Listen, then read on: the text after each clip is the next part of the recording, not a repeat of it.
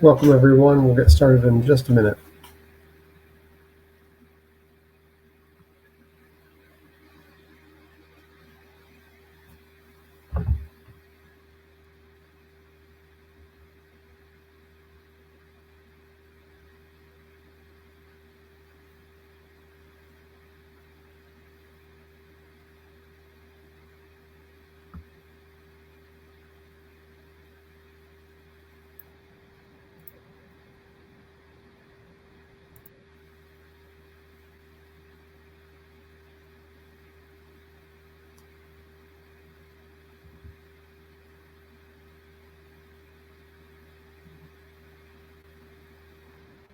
Hi, everyone. Thanks for joining us today. I'm sure at the beginning of the session, we'll have some additional folks popping into our session to join us. But for now, we're going to go ahead and kick it off at 10:01 a.m. So thank you for choosing to spend some time with us today.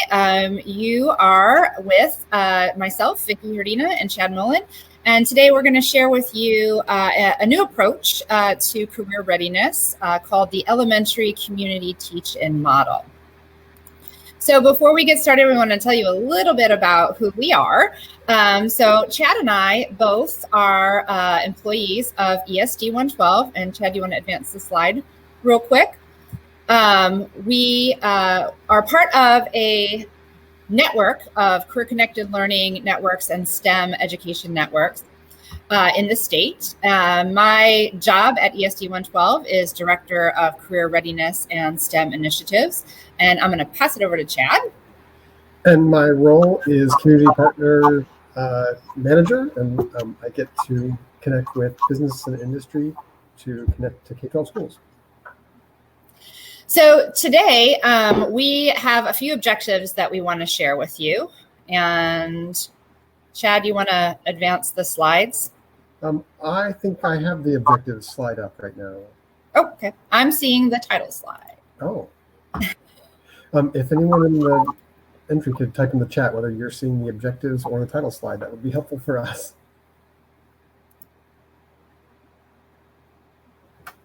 Lauren sees the objectives. Oh, good. Well, then I will roll with that. Thank you, Lauren. Thanks, everyone. So our objectives for today, for this time with you today, are to explore the current position of career readiness within K-12 systems. Career readiness is typically a topic that we hear a lot about in middle school and especially high school. But we want to share with you today kind of where we feel that context could be expanded. And we also want to learn a little bit about your situation and where career readiness is treated in your system. We're going to start off right at the top by defining some terms so that we're all on the same page when we say career readiness. What exactly are we talking about? And think about career readiness really in the context of skills development as opposed to maybe a work-based learning model. The bulk of our talk today is going to be sharing a case study and some resources that Chad and I have been working on with a partner school here in Southwest Washington in the Vancouver School District that really demonstrates an approach to an integrated elementary model of career readiness that we're super excited about and have a lot of ideas on how to scale and share those resources. And then lastly, we really want to talk about what it means to be reciprocal community partners. What does community engagement look like in the context of career readiness, and how can we help support creating an approach that is coherent, that it doesn't feel like another thing for teachers or the school, but really integrates into what you're already doing and helps kids develop an identity around what career pathways are possible for them. So that's what we hope to cover today. And I'm just going to go ahead and go on to defining terms, which I now can see that Chad's on the slide that I'm talking about in the slide deck. Thanks, Chad. I just want to make sure that we cover some big terms and concepts that we're going to use a lot in today's presentation. So you can feel that you have an understanding of where we're coming from and how we use these terms. So career readiness in our world, in Career Connect Southwest world, refers to the ability to find a job in any industry at any level: college, non-college, apprenticeship, community and technical colleges, and other training programs all require career readiness. But not to just find a job, but also to understand the responsibilities of that role, to report and work with colleagues, customers, management, stakeholders, and to grow professionally within that role. And that definition comes from Zello, which is a really commonly used career connected learning and career awareness program in the K-12 systems in Washington. Along the idea of career readiness is the concept of 21st century skills. And I know because many of you are teachers, this is something that you've heard, that you're probably very fluent with, but we want to make sure we talk about 21st century skills in the context of career readiness. So 21st century skills for us refers to soft skills, or what an employer might call employability skills. And 21st century skills are called 21st century skills because they happen to be the most in-demand skills sought by employers across all industry sectors. So this could be a right out of high school type job, working as in a production technician role, as a veterinary assistant, or as a new college graduate in engineering. These skills are ubiquitous across all industry sectors. And they change from year to year, and they fluctuate with the economy and the types of jobs that are available in different communities. You can take a look year by year at the LinkedIn Workplace Learning Report that's released every year. And what it does is it pulls all of the jobs that are posted on LinkedIn, and it looks for the most in-demand skills forecasted for that upcoming year. And this year, and there are usually 10 that are in the top 10, skills that are being sought after. This year, probably no surprise to any of you, the top skills that employers are looking for are digital literacy. And that refers to not just the ability to engage with technology, but also to use it to support learning and support team growth and productivity. Resiliency, probably not another large surprise to any of us. Creativity is actually kind of a new skill that's popped up in the last 3 years that employers are really looking for. Communication across teams of all cultures, so that ability to demonstrate cultural proficiency within a team. And then emotional intelligence. So all things that I think you can probably point to in your work as educators that we touch on quite a bit, especially in this last year. And alongside these kind of current trends in employability skills, the ones that you see coming up year after year are communication, collaboration, critical thinking, problem solving, and kind of that ability to be to embrace executive function, right? Show up on time, know how to contact your supervisor if you're not going to be on time, and know how to productively get along with other team members. Chad and I hear these skills from our business and community partners time after time after time. It's not that they can't find employees with the background knowledge, it's that they lack employability skills. And then the last piece of our world that we're really interested in is STEM literacy. So a big component of the work that Chad and I do with Career Connect Southwest is to help educators such as yourselves consider how to create opportunities for students to gain more STEM literacy. So what does that mean? A STEM literate individual is someone who is able to use the concepts from science, tech, engineering, and math to understand problems and to innovate with others to solve them. So if you're engaging students in design challenges, in engineering tasks, in embedding those kinds of opportunities through the next generation science standards in your teaching, you really are helping students to become more STEM literate. And here's why it's important. Currently, we have a forecast that in the year 2030, that will be when our sixth graders are graduating from high school, 67% of all jobs in Washington are going to require STEM literacy as a skill. Currently, we have a forecast model that says that our students in Washington are graduating with STEM literacy only at a rate of about 22%. So we really want to make sure that kids are getting these experiences so that they are able to leave our high school systems and launch into a pathway to set them up for success in the skills that they'll need. So I've done a bit of talking and told you how our objectives and defined some terms, but we want to take a minute to hear from you what career readiness looks like in your system. So if you go to the poll feature along the right-hand side of your screen, you'll notice that there are 2 polls there, and I'm actually going to ask you to scroll down to the second poll titled, "What does career readiness look like in your context right now?" So we're going to take a minute and let you respond to that poll, and then we'll share the results.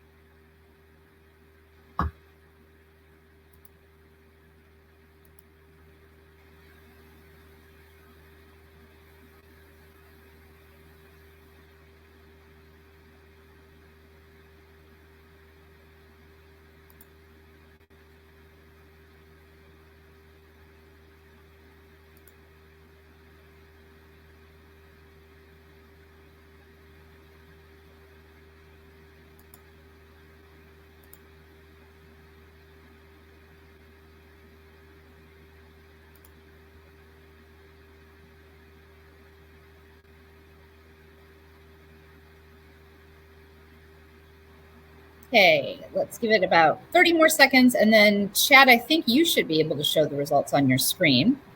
You want to go ahead and see if that works? Yeah, I don't know that it's showing up, but I'm happy to read the results out loud. Go for it. A lot of us fall into career day of any grade or part of the elementary school program, which is great. And then most of us are not sure. And that's typically what we hear from educators when we work at any level, kindergarten through high school, really what's happening in your district around career readiness. So we're going to point you to some resources, both for the community teach-in model, as well as how to connect with folks in your regions that can help support you if you're interested in really digging into what career readiness looks like in your school district. So thank you for that opportunity to hear a little bit from you. I'm going to share one more piece of data to really help create the case for early exposure in career readiness. What we typically hear from school districts, we work a lot with superintendents, CTE directors, and college and career counselors in school districts. And we hear that, career exploration typically begins in middle school with engaging with some sort of interactive platform, kind of like a career interest inventory. And then that typically gets turned into the high school and beyond plan by the end of middle school and then moving into high school so that students are able to select a graduation pathway that meets their needs. And I just want to take a few minutes to kind of make the case for early exposure to career awareness. So right off the top, let's just dispense with the idea that college is for every single student. I think we all know that. And the last decade, if not more, has significantly pressed on the college for all model. And what we want to say right off the top is college is not for every student, but it is a pathway to a career. But there are lots and lots and lots of other pathways to a really productive career and satisfying career, especially within the state of Washington. Another key point for thinking about early exposure to career awareness and readiness is a lot of us, difficult to say who's in the room, but a lot of us probably had summer jobs when we were younger and got an opportunity to have that after school and summer job, especially if you came up in the 80s, 90s, and early 2000s. But for a lot of reasons, labor and industry laws and whatnot, as well as, kids being really engaged in after school extracurriculars, the age of after school and summer jobs is really dwindling. And there's a great report from the Pew Research organization that we will have linked into our PowerPoint slide deck that shows that these opportunities for kids to learn those employability skills are on the rapid decline. As a matter of fact, About 50% less students have summer and after school jobs now than they did in the 1980s. Those that do have jobs are, for 30% of them, those students are white middle class 16 to 19-year-olds. So if you think about what that means for the kids that are getting the opportunity to learn employability skills on the job, whether that be in fast food or some other kind of entry-level position, there's a big disparity there. And then those kids come back to us as students, and then we put them on their graduation pathway. And it is an opportunity to think about how we might be able to close that gap. The next key point for making this case is Chad and I work with all kinds of business and industry partners, and regardless of the sector, regardless of the job, be it healthcare, education, customer service, retail, employers expect their employees to show up with these 21st century skills. We hear time and time again, even from veterinarians and sort of the more hard STEM fields. And we have a great partner here in the region, Silicon Forest Electronics. They manufacture circuit boards that go on the International Space Station. They tell us that almost any kind of hard skill or content area can be taught on the job, but what cannot be taught are those employability skills, those 21st century skills. They expect folks to show up with them. And then lastly, and I think probably the most salient point about this case for early exposure to career awareness is as early as kindergarten. There's a great study. It's featured in the lower right-hand corner of this slide. There isn't a lot of research in this area, but there is a kind of a seminal study that was conducted in the late 70s that showed that as early as kindergarten, students are forming opinions about themselves and others in different types of work. They mostly fall in line, those biases fall in line with common gender and prestige biases. You can think about it like, math is for boys and typically girls don't go into science. So, maybe you should, follow this pathway. But we also develop those inherent biases and identities based on what we see in the media. And so this presents an opportunity for us to kind of intervene and develop a positive career identity for all kids. We have a saying, and I know Chad's going to double down on this pretty soon, kids can't be what they can't see, and that goes for all kids. So we want to make sure that we're putting all kinds of professional pathways in front of them with people that look like them and people that come from their communities so that we can hopefully disrupt some of that early bias. So you've heard enough about why we're so fascinated and excited about embedding career readiness into the elementary world. And next, Chad is going to tell you about a case study for how we got started on this work this year during COVID. Thank you. I'm happy to do that. So I get to tell you about our work with King Elementary. Since October 2020, last year, Vicki and I, along with our colleague Galia Owl, who presented on Tuesday, we've been working with Martin Luther King Jr. Elementary in Vancouver, Washington, on a project to develop career readiness in their K-5 students and to celebrate the King Elementary community of educators, of students, and of their families. Martin Luther King Jr. Elementary is the home of the King Cubs. It's a K-5 public school in Vancouver Public Schools.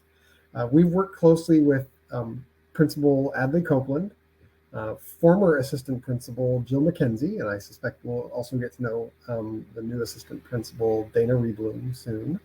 And we've also worked closely with Mel Souls, who's their Dean of Students, and Lindsay Andriotti, who is their counselor. Some demographics for King Elementary to give you a sense of the community that we're working with. Last year, they had 504 students in their school, 54% Hispanic, Latinx. The school has a Spanish language immersion program they're well known for in our area.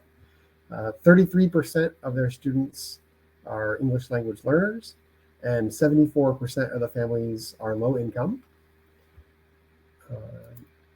And so, as I said, we began working with the team in October 2020 to facilitate a program that we called the King Community Teach-In.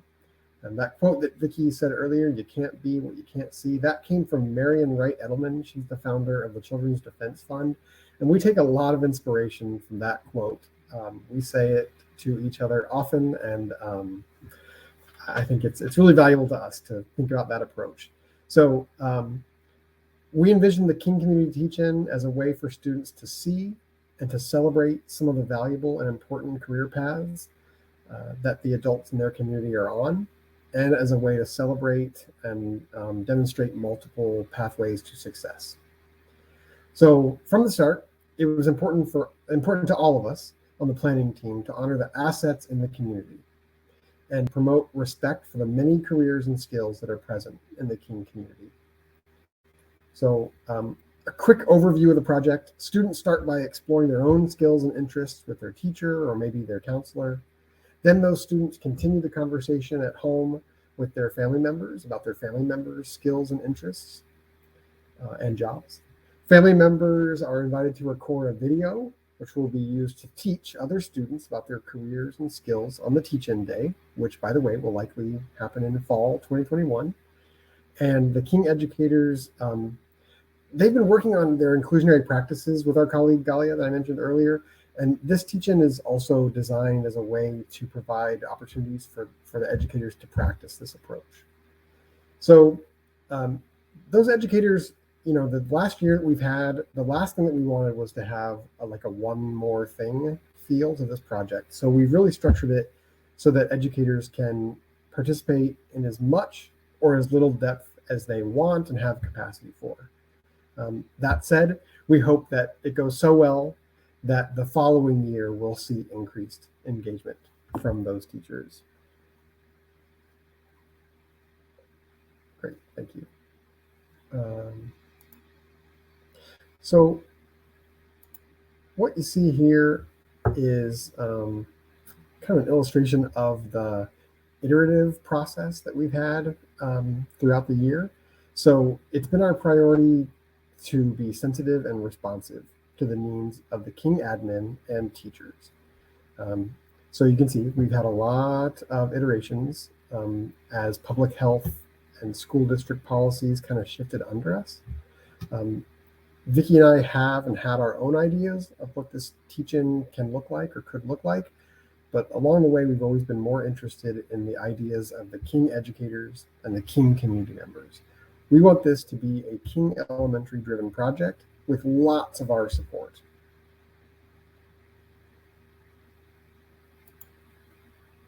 And this is an example of a schedule that I made for a previous iteration of the event. In this iteration, we were thinking we would be live, but over Zoom and not in person. It's since shifted, but that was our consideration at one point. In our planning meetings with King staff, we would think up a format for something like a learning task, or in this case, a scheduling tool.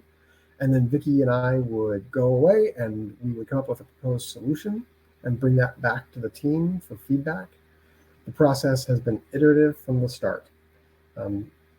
This document also shows some early thinking of ours on purposeful literature connection and opportunity for deeper curricular connections by naming targeted learning standards. So we tried a lot of different things and got teacher feedback on what was actually helpful. So the literature connection is one that I think was probably more of a prompt than we were going to fill it in, because as you all know, grade level teachers are really experts in the literature for their grade level. So we might have suggestions, but really they would be the driver on that. It was more of just a prompt. Here's another proposed schedule. And in this version, students would record a video of their family members using their school provided device. The family members would share their career or skill or hobby, and then those videos would be available to all the teachers to view with their students on the Teach-In Day. So asynchronous kind of style. And here's a historic proposed timeline. We've shifted all of these dates to this coming school year, and we're actually still working with the team to nail down the exact dates, but this kind of gives you a sense I'll give you a minute to read this slide and get a sense of our timing.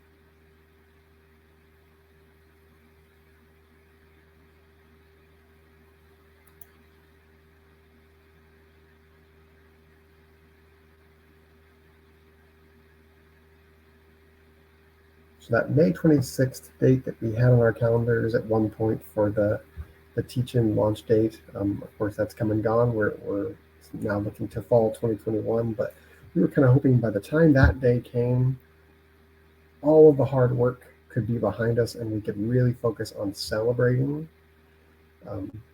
appreciating the assets in the community and the family members that participated, and having students feel proud of their family members who are sharing and proud of their classmates, family members, and really just appreciate the assets of their own community.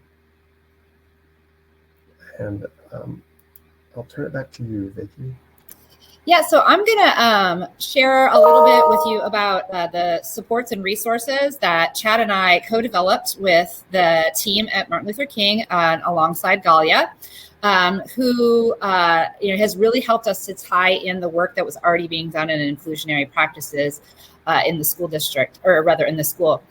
So we collaborated on 3 different types of school and teacher supports. And I'll share my screen in a minute and kind of show you a few of these. But just to give you a high level, we developed a family community career interest task that begins in the classroom, one for primary and one for upper elementary.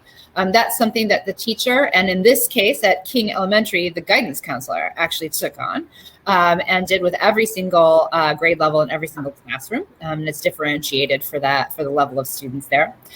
We also developed a family home connection survey and interview so that after students had explored a little bit of their own skills and their own kind of burgeoning interests, they could go home and learn from their families about what kinds of work and jobs they have. We also expanded this to really include hobbies, because we wanted especially elementary students to understand that work is an incredibly important part of your life. But you also really need to have skills and interests outside of work that might really round out your lifestyle. So to give an example, a lot of us do work that is work, but we are really passionate about other things. So we really wanted to, bring that into this space and honor what families are doing with their time. And then lastly, we co-developed some extended classroom integration support. And these were resources for teachers that really wanted to take that extra step. Again, it not being necessarily a required activity, but a lot of teachers dove in and really wanted to go a little bit deeper, especially in some of the STEM skills and STEM content areas with their students. So the first thing I'm going to show you, and I will grab the screen from Chad, is our task for, this is actually the 3rd through 5th grade family career interview task for intermediate grades. So this is set for a teacher-facing office or audience, and something that we are happy to share with you if you're interested. And it really just guides through a very basic task around setting the stage and engaging kids in conversation around skills, what skills are, and how they can kind of identify where their strengths are, think about how those skills might be connected to the jobs that they're interested in. And we do this through some small group conversation, a writing assignment, as well as a word cloud. And then we've created an opportunity for teachers to reach out and engage the family. So there's some options here. This is actually kind of like an inclusionary practices lesson plan for a teacher.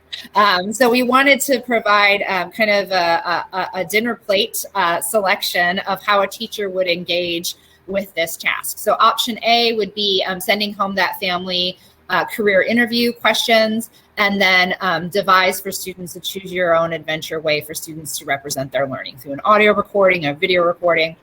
Option B, kind of going a little bit deeper into student voice, is building that list of interview questions with your students and really engaging that 3rd through 5th grade audience of kiddos around what they want to know about their families' careers and hobbies and interests. And then lastly, having students kind of represent multiple jobs, skills, and careers through some type of, design expression. Either a bulletin board mural, or small groups could write a play or act it out, dramatic interpretation. I'm always fond of, as a former 4th grade teacher, it's a good time for the teacher. And then lastly, we provided some sample family interview questions. And then the last component was to share some possible family mentors with our team, because Chad and I then jumped in and began to work with those families that were really interested in sharing their careers, hobbies, and skills with an audience. And then we provide that technical assistance for recording the video. Another piece that I want to share with you, and is the work of the guidance counselor at King Elementary, Lindsay Andriotti, and she's not able to be with us today, so we want to make sure that we call her out as we're sharing her work. She took our classroom tasks and built them into some amazing teacher support materials with PowerPoints. So this is actually the one for kindergarten through 2nd grade, and it's a slide deck that she actually used, came into each classroom, kindergarten through 2nd, and walked through the task with kiddos. So learning targets and success criteria, very important in certain schools, kind of doing an anticipatory set, what are some jobs you know of, but then immediately diving into skills. So again, this isn't about career day. This isn't about what do I want to be when I grow up. I just know from my own kiddos' experiences, they all said what was right directly in front of them. They all said, I want to be a teacher. My Abigail wanted to be a horse trainer because there was a horse trainer that actually worked right outside of her 2nd grade classroom window, and she spaced out that window and stared at those horses all day long. So on the what do you want to be when you grow up assignment, she wanted to be exactly what was in front of her. She didn't pick STEM educator like me, but that's okay. We really want to get kids thinking about skills. This is in part social emotional learning. It's in part learning to identify what you're really good at and what you want to get better at, and coming at it from a real growth mindset approach. So for the younger students, we have some examples of skills, and then kind of relating these skills to how they use them in other subject areas. Like, when might you really need to have a sense of patience? And then having, our 1st graders talk about when they get really frustrated with that math problem, or they get really frustrated when their other classmates aren't, cooperating on accomplishing something together. And then thinking about how to connect those skills to some of the jobs that someone might need to be successful. We have some great graphics to help kids put some language and some vocabulary to skills that they see our characters here using. What skills are they using? So we can start to develop some of the vocabulary around career readiness and skills, and how that connects to the work and the play that we do day by day. So this is really about getting kids to express what they find joyful, what they find to be their strengths and their assets, and then thinking about how they might want to expand and grow those assets. And then with Chad and our team at Martin Luther King, we've put all of our family or community member interviews into a Google Doc, and this is available to students in English, Spanish, and Russian, as are all of our materials in this project. So another component that we have developed as a part of the kind of constant changing situation we were dealing with over the last year is how we might be able to provide career awareness in an asynchronous environment. So we started to collect some local career profiles, mini job shadows, if you will, that we would then plug into that template that Chad shared with you earlier, so that all teachers could go onto our YouTube page and say, oh, my kiddos did the classroom career exploration task, and they all really wanted to know what it was like to be a diesel mechanic. So they could go into our YouTube list and find a diesel mechanic. And more importantly for us is that these are real people that are right outside their doors. These aren't just some person that we pulled off the internet. These are community members that live in the area around King Elementary and work in the area around King Elementary. So I'm going to show you a quick clip of one of these career pathway profiles. This is a young woman, Abigail, and she's going to tell us a little bit about her career.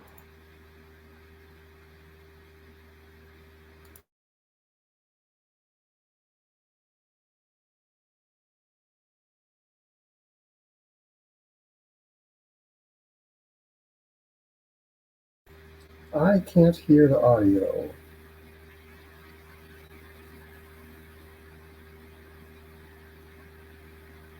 If someone can hear the audio, let me know in the chat.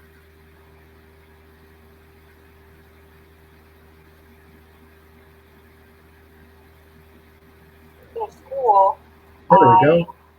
No audio. Oh no. It works now, I think. Washington, which is the licensing branch, where all stylists have to go and update their licenses and maintain their up-to-date license. If you have an expired license, you cannot work in a salon. So you have to make sure that your license is up to date. When I went for my test, there's actually two parts to the cosmetology license test. You have a hands-on test, and then you have a written test. My favorite was the in-person hands-on test, personally, just because I actually got to demonstrate my skills, and instructors come around and they watch you to make sure that you're cutting right, make sure you're perming hair right. You basically do everything that you were taught in school at that licensing branch. And then right after you take your hands-on part of the section, you go into a separate room and you take your written test, which is a little bit stressful sometimes, but as long as you're studying and you stay that you are paying attention in school, you should be completely fine. So this is my very own station that I have here at the salon. Let's take a tour and I'll show you how I organize everything and what tools I use in every single service. For tools, I have hot tools here. So this is my hair dryer, my curling iron, and my flat iron. And then in this space down here, I have extra tools, which includes color bowls, brushes, combs, clippers, extra shears, and anything I need to style any of my clients and achieve the look that they're wanting. I'm creating a specific look using color for any of my clients. I always go into my swatch book and just kind of compare and look at shades and match them to the most perfect color that's specifically for them. I go based off of their natural level, and then just by starting by their natural level, then I can go and determine what kind of color that I'm specifically wanting for them. We have so many different shades, and everything is completely custom for their specific wants and needs. We'll go ahead and pause it there and come on back. So that's just one example of the type of video that we started to collect so that we could still operate the kind of like virtual job shadow, and chose careers based on what students typically responded, what they were interested in at this age level. So I'm going to hand it back over to Chad and talk a little bit about our vision. Absolutely. I don't know about you all, but watching that video makes me want to be a hairstylist. I guess head hair isn't really my strength personally, but and I think part of this, Vicki and I were both classroom teachers for a long time before we found ourselves in this world, and I think an experience I've had over and over and over again is when I learn about a career, I say, oh, I think I wish I would have done that for my career. And we want, I think we're not the only two people that have that experience. We hope that our students are also being inspired by the careers that we can put in front of them, and the great professionals like Abigail that you just saw. So the slide you see here kind of gives an illustration of how we worked closely with the King Elementary admin team in a supportive role. So we've carefully divided the responsibilities and tasks in ways that make sense to all of us. So our team at Career Connect Southwest, me, Vicky Gallia, and others along the way, we've taken the lead on developing materials and structures. And then the King team took the lead on working with their teachers, their students, and their families. We want this to be a King Elementary process that we support. The teach-in is not something that we do to the King community or do for the King community. The teach-in is something we do together with the King community. And through that process of doing together, it's also been a great learning process for us as well. And our work on authentic and reciprocal community engagement is bigger than this one project at King Elementary. All of our work should be in line with that same do together model that I just mentioned, as opposed to do to or do for, but do together. And we should be getting better at that. And it's not always easy or fast. The next slide here is a continuum that I find really useful. This is a community engagement continuum, and I'll give you a second to read this before I tell you my thoughts on it.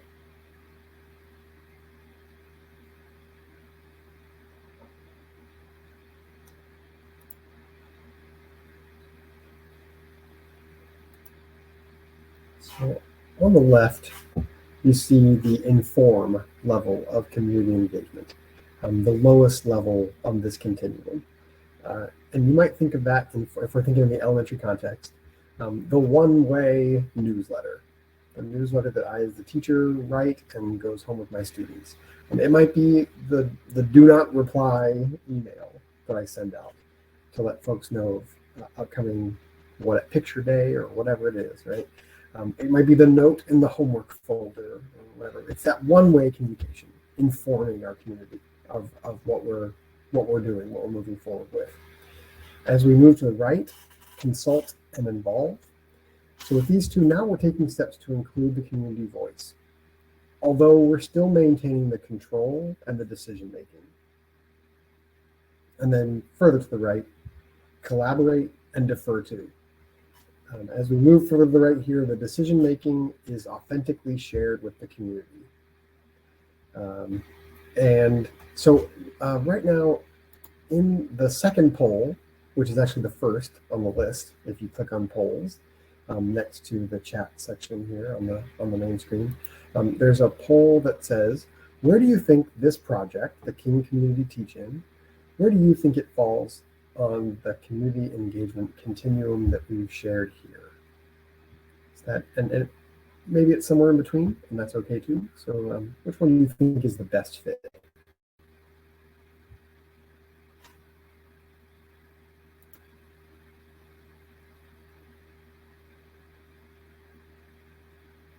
Votes are coming in. Thank you.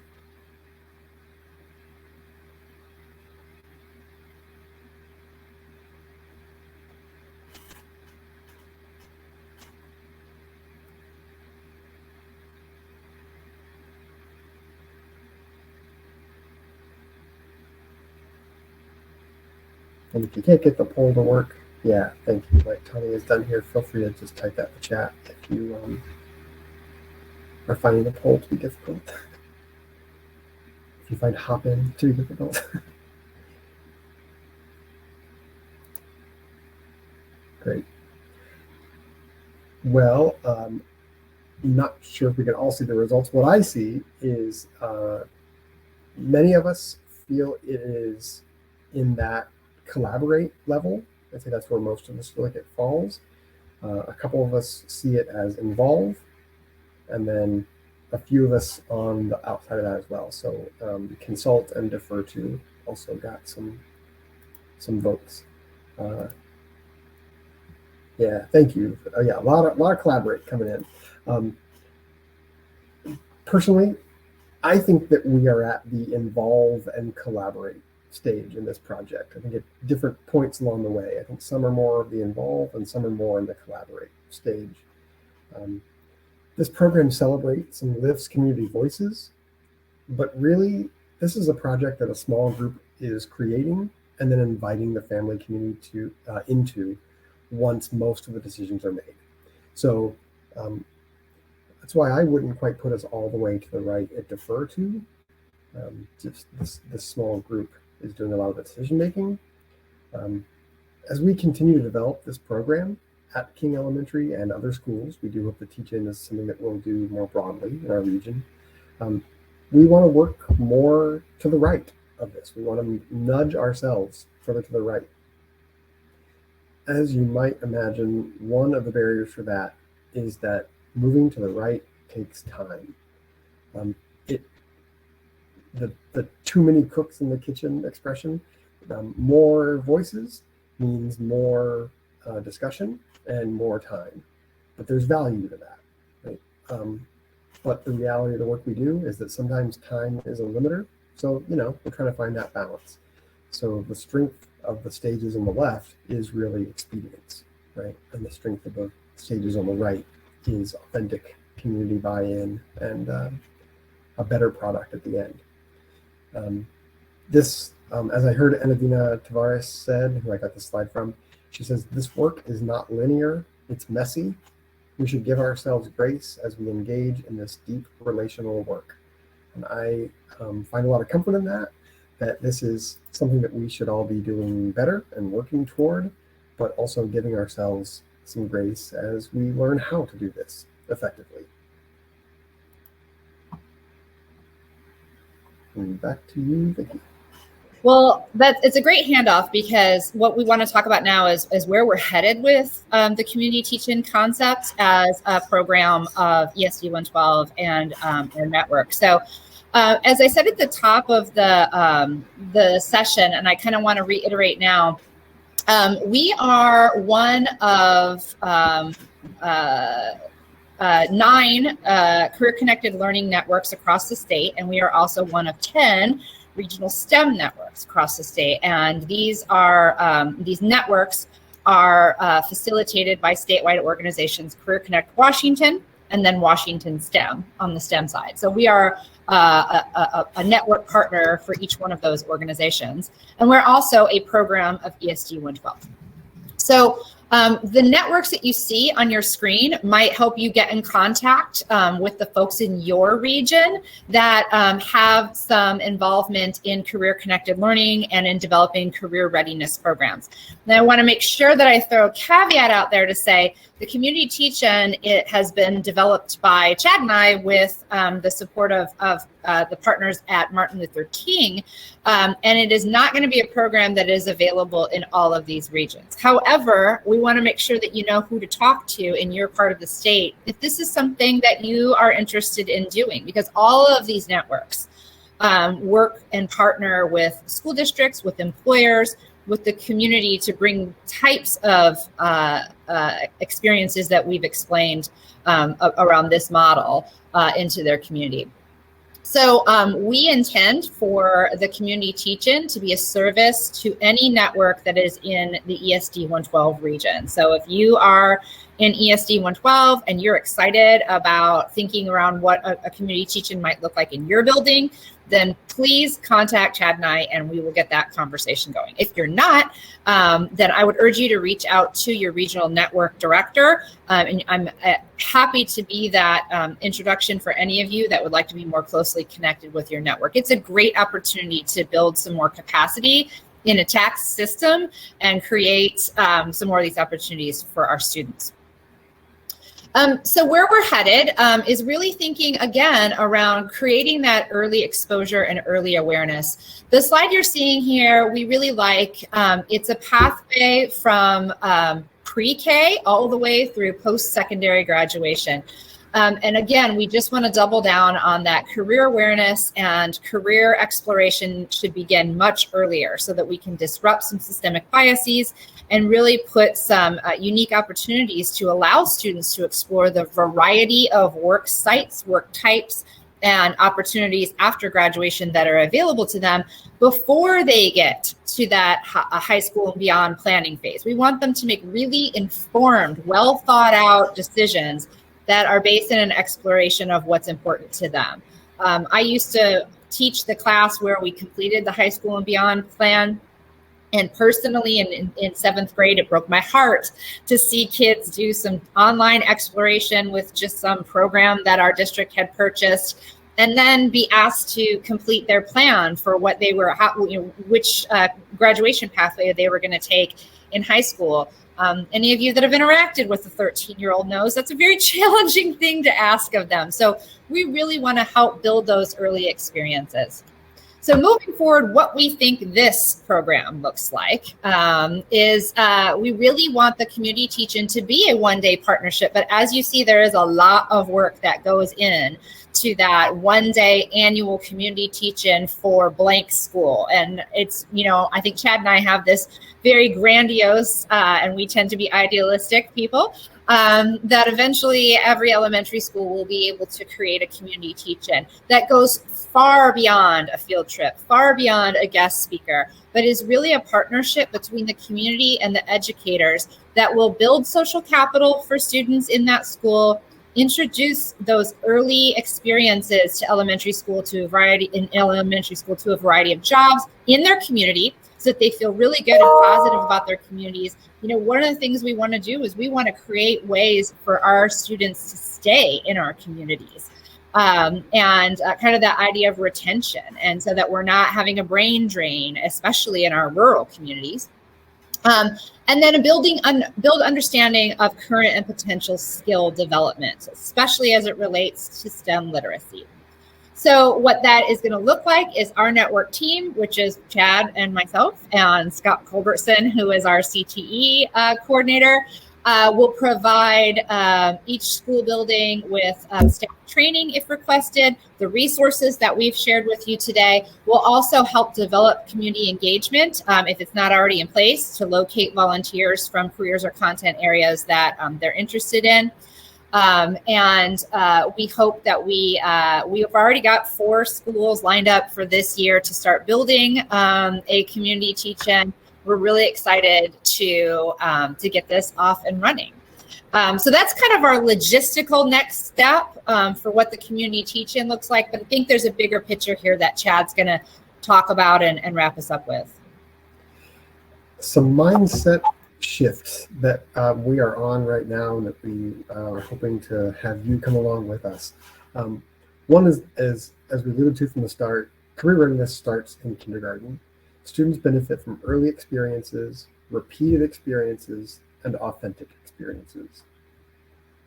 Another is that post-secondary education is important because it helps people get onto and advance on some career paths. Post-secondary education is a tool, not a destination in itself. So we want students to view college and any other, even their high school education, as a way to get them on the path they want to be on. And last, authentic community engagement takes time, and the result is outcomes that are better suited to the needs of a community. All of us in K-12 education must challenge ourselves to do more of the do together model and less of the do for and the do to. That's some journey that we're on right now, and we're excited that you're here with us to go through that journey together. We have time for a couple questions, but also we have resources that we'd like to share. So I'm going to put a link in the chat right now that is our Google Drive folder, and it has this PowerPoint that you've seen today, along with examples of those surveys and interview forms, Russian, English, and Spanish, the K2 slides, the 3-5 slides, and I think once we get the thumbs up, we'll also try to put the classroom tasks in there as well. Vicki, are there any questions that we can acknowledge in our final minutes here? I don't see any questions in the Q&A. I think we've been answering questions in the chat along the way, but we do have a few final minutes if anybody wants to pose a question, either in the chat or in the Q&A. We're happy to just take a few minutes to respond to that. And if not, please connect with us if this is something that you're interested in, and how we can help support you. So let's see. Lauren has a question in the chat. I'm in a private school. Does reaching out to a regional coordinator make sense? Yes, absolutely. We in ESD 112, we work with both private and public schools. And that's typically the case with all regions. I think it's worth a shot to reach out to your regional coordinator at your ESD, as well as the network director. So each region has both roles. There will be a regional career connected learning coordinator that's housed at the ESD, and their names are on that slide. And then there will be a network director, that's the me, who sometimes is an employee of the ESD, but not always. And that is more of the regional kind of network of system of career connected learning. Both of those folks know each other, work very closely together, and absolutely can support opportunities in private schools. Absolutely.